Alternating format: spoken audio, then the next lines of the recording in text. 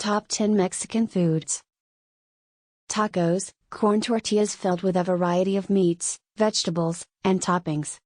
Tamales, a traditional Mexican dish made of masa, corn dough, filled with meat or cheese and steamed in a corn husk.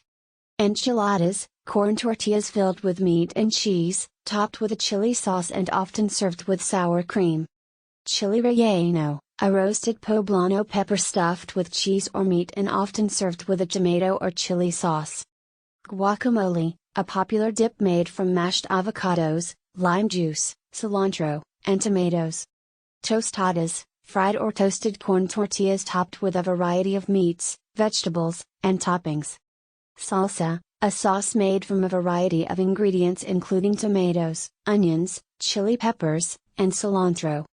Pozole, a traditional Mexican soup made with hominy, a type of corn, and meat, usually pork, and served with toppings such as lettuce, radishes, and lime.